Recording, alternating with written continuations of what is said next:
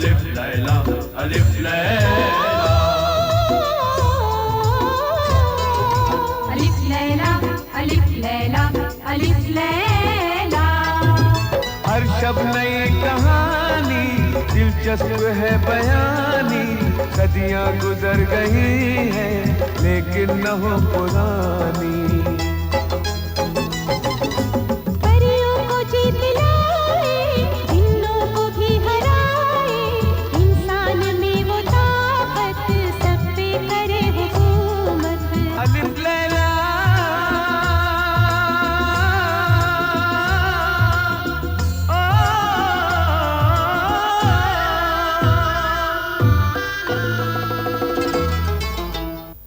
नुमान दरवेश वली नेमत फल्क मुकाम शाह खुर्रम के हुजूर में बंदगी अर्ज करता है। जीते रहो नुमान, जीते रहो मेरे बेटे। खुदा तुम्हारी उम्र दराज करे और तुम हमेशा इसी तरह नेकी के रास्ते पर चलते रहो। अब्बा हुजूर, यह आपकी दुआओं का ही असर है कि मैं आज तक दुनिया की गंदगी और हवस से बचा हुआ हूं। दुआ कीजिए कि मैं मरते दम तक मैं अपने ईमान और अपने मजहब से मुंह न मोड़ूं, खुदा के नाम पर जीऊं और खुदा के नाम पर मरूं। अल्लाह। अब तुम सचमुच अपने खुदा के सच्चे बंदे कहलाने के मुस्तहिक हो, क्योंकि तुम बाप बेटे और खून के रिश्तों से ऊपर उठ चुके हो। वाह वाह वाह वाह। अच्छा बेटा, अगर कल वक्त निकाल सको तो दरबार में आ जाओ। क्यों? खैरियत तो है। तुम तो जानते हो आजकल गुफरान डाकू ने बहुत सर उठा रखा है और हम उसका सर कुचल देना चाहते हैं। और हम ये भी चाहते हैं कि यह काम तुम्हारा छोटा भाई शहजादा जलाल खुद अंजाम दे। मेरी दुआ हमेशा छोटे भाई के साथ है। उसकी कामयाबी के लिए मैं हमेशा दुआ करता रहता हूं। मगर मेरी आपसे एक दरख्वास्त है। बोलो बेटे। दुनियादारी के इस मामले में मुझे दाखिल मत कीजिए। वैसे मुल्क और कौम के लिए जरूरत आन पड़ी तो ये सर हाजिर है। अल्लाह अल्लाह। मरहबा मरहबा, जज़ाक अल्लाह जज़ाक अल्लाह। ठीक है बेटे, तुम अपना दीन संभालो, दुनिया हम संभाल लेंगे। खुदा हाफिज। अल्लाह अल्लाह अल्लाह अल्लाह अल्लाह अल्लाह अल्लाह अल्लाह अल्लाह।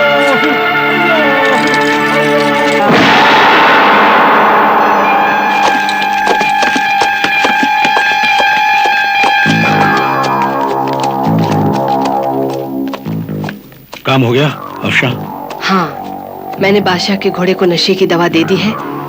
जैसे जैसे धूप बढ़ेगी वैसे वैसे नशा अपना असर दिखाएगा। बहुत खूब, ये रहा तुम्हारा इनाम।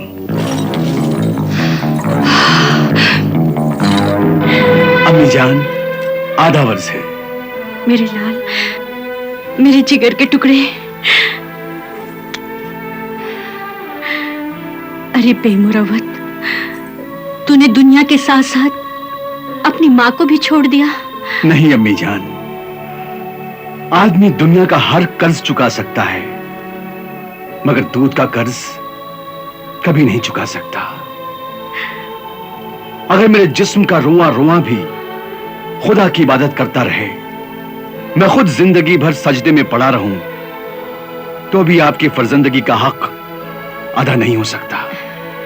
आपकी एक छोटी सी खुशी मेरे हजारों सजदों पर भारी है। अच्छा अच्छा, बहुत बातें बनाने लगा है। पढ़ लिख कर आलिम और फाजिल जो हो गया है, इसलिए अपनी माँ को भी सबक सिखाने लगा। नहीं अम्मी जान, आपके पैरों तले तो जन्नत है, भला मैं आपको क्या सिखाऊंगा। अच्छा, अब आया है तो एक दिन के लिए तो रुक जा, मैं तेरी पसंद के खाने बनवाऊंगी। नहीं अम्मी जान, हम दरवेश लोग रूखी सूखी में बसर कर लेते हैं। शाही खानों और मुर्ग गिजाओं से परहेज ही तो हमारा इम्तिहान है। तेरी मर्जी, लेकिन एक दिन के लिए तो रुक जा। शाम को तेरा भाई जलाल आ जाएगा, उसे भी मिल लेना। अम्मी जान, अपने भाई जलाल की सूरत तो मैं अपने दिल में ही रखता हूं। जब जरा सी गर्दन झुकाता हूं, देख लेता हूं। अरे हाँ, याद आया, ये एक तावीज मैं अपने भाई जलाल के लिए लाया हूं। ये तावीज उसके बाजू या गले में पहना दीजिएगा। अल्लाह ताला उसे अपने दुश्मनों से महफूज रखेगा। शुक्रिया बेटे, मुझे तुमसे ज्यादा जलाल की फिक्र रहती है। तुम्हारी तरह उसे भी मैंने सीने से लगाकर पाला है। इसीलिए तो मैं अपने भाई पर जान छिड़कता हूं। कहने को तो मैं सौतेला भाई जरूर हूं, मगर शहजादा जलाल के लिए जो मेरे दिल में जगह है वो और किसी के लिए नहीं। अच्छा अम्मी जान, अब हमें इजाजत दीजिए। खुदा हाफिज।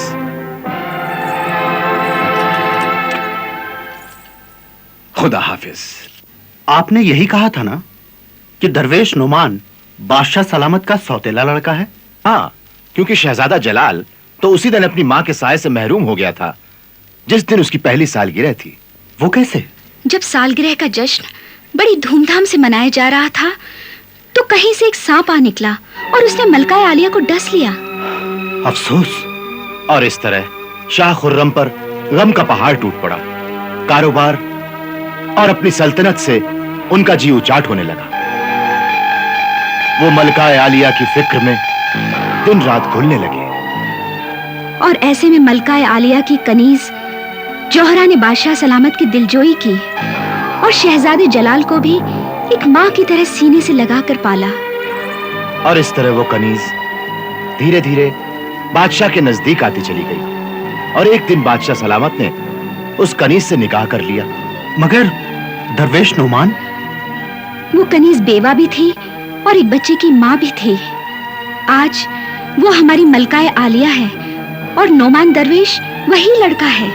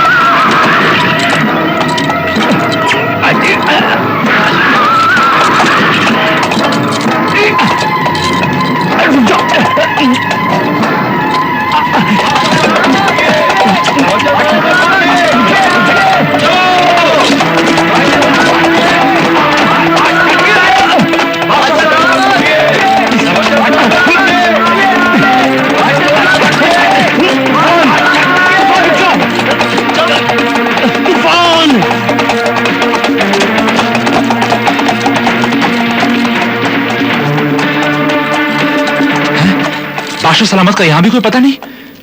एक काम करते हैं, तुम लोग उस तरफ जाओ, तुम लोग इस तरफ जाओ।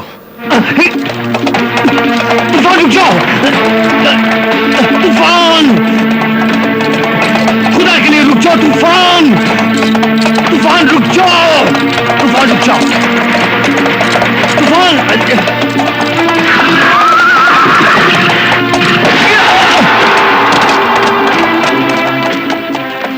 बादशाह सलामत! बादशाह सलामत! बादशाह सलामत! बादशाह सलामत! बादशाह सलामत! चलो।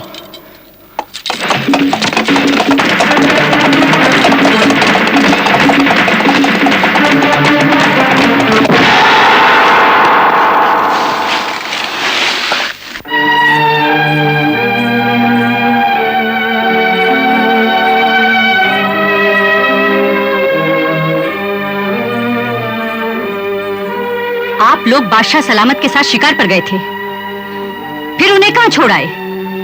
मलका आलिया, जिले लाई का घोड़ा अचानक बेकाबू हो गया। बेकाबू हो गया? तो तुम लोग वहां पर क्या कर रहे थे? हम सबने अपने अपने घोड़े उस घोड़े के पीछे डाल दिए, मगर बादशाह सलामत का घोड़ा तो हवा से बातें करने लगा। हम उसके गर्द को भी नहीं पा सके। और अब तुम लोग मुंह उठाए यहाँ पर सिर्फ ये खुशखबरी सुनाने चले आए हो कि आलम पन्ना लापता है। अब अगर यहाँ पर आ गए हो तो खुदा से दुआ करो कि वो तुम्हें हमारे कहर से बचाए। मलिका आलिया, गुलाम आपके हुक्म की तामील करेगा और जिले इलाही की तलाश में अपनी जान भी खपा देगा। तो फिर खुदा का नाम लेकर फौरन रवाना हो जाओ। अगर कामयाब होकर लौटे तो हम तुम्हारा मुंह मोतियों से भर देंगे, वरना जी बेहतर है।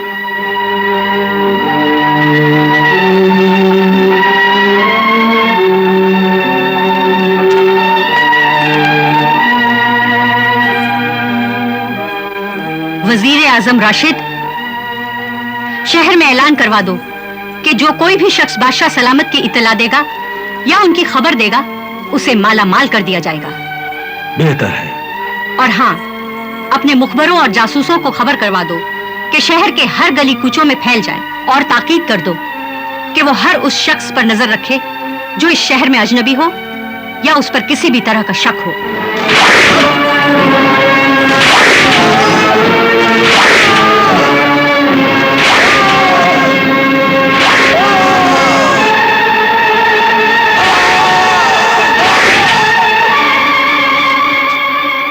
बादशाह के वफादार कुत्ते, मैं तुझे ये खुशखबरी सुनाने आया हूं कि तेरा बादशाह शिकारगाह से गायब हो गया और अब हर जगह उसकी तलाश जारी है। ये भी तेरी एक चाल होगी, मगर तू मेरे आका को गायब करके भी तू अपने मकसद में कामयाब नहीं हो सकेगा, कभी नहीं। जिद्दी बुड्ढे, मैं आखिरी बार तुझसे कहता हूं, अब भी वक्त है, मेरी बात मान ले और मुझे शहजादे जलाल का पता बता दे। मैं तेरा घर सोने चांदी से भर दूंगा और तेरी बेटी कुलसुम की शादी कितनी धूमधाम से करूंगा कि दुनिया देखती रह जाएगी। मैं जानता हूं, मैं बहुत अच्छी तरह से जानता हूं कि गद्दारी और नमक हरामी बहुत ऊंचे दामों पर बिकती है। वो हीरे और जवाहरात में तुलती है, मगर उसका अंजाम बहुत बुरा होता है। गुफरान, मुझे तेरी दौलत से ज्यादा अपनी वफादारी अजीज है, समझे? जिद्दी बुड्ढे, तो देख मैं तेरी इस वफादारी के कैसे चिथड़े उधेड़ता हूं। सरदार,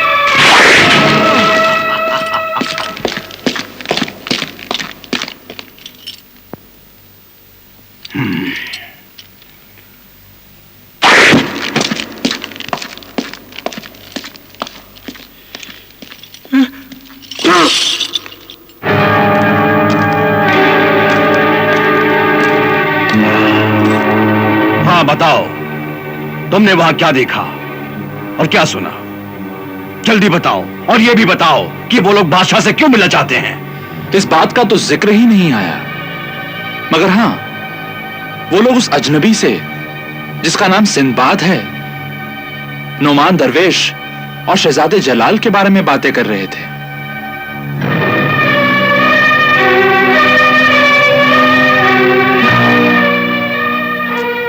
मगर वो अजनबी है कौन और यहां क्यों आया है?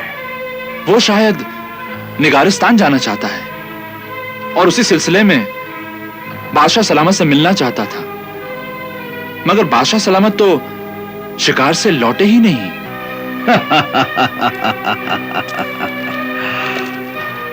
और अब वो कयामत तक लौटेंगे भी नहीं, क्योंकि मैंने उन्हें उस जगह पहुंचा दिया है जहां उसे बहुत पहले पहुंच जाना चाहिए था।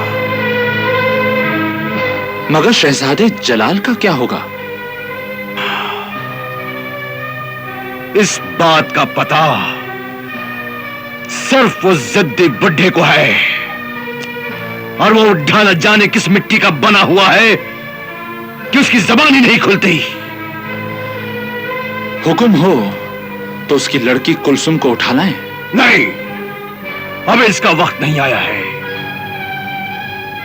मगर इतना जरूर जान लो कि एक न एक दिन मेहराबाद का ताज मेरे सर पर होगा और तख्त मेरे कदमों में।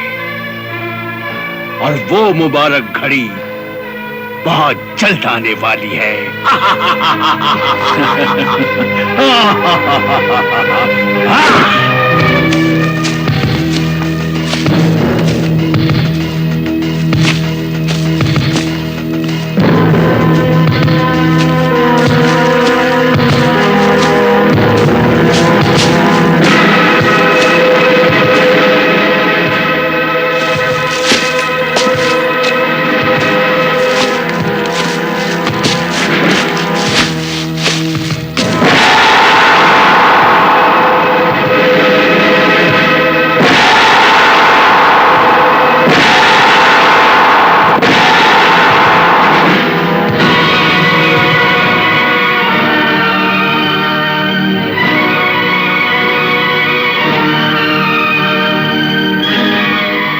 बात है अशरफ, अब तुम क्या खबर लेकर आए हो?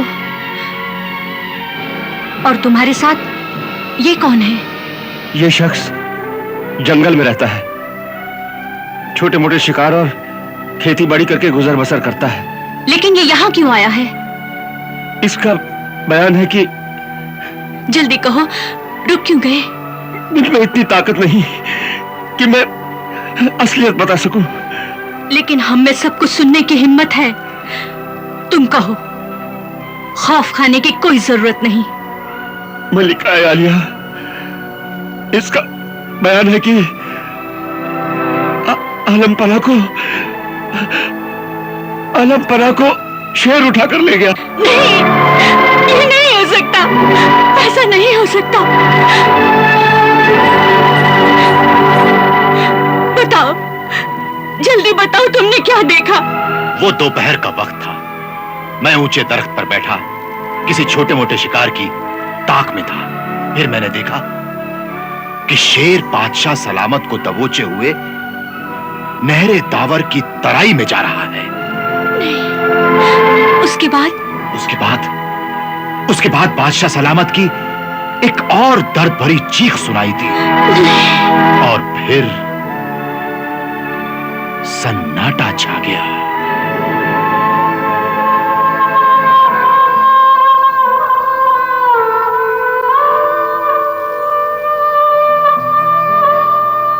सुना तुमने राशिद? मेरे सरताज को शेर उठाकर ले गया है। सुना तुमने अशरफ? उठिए,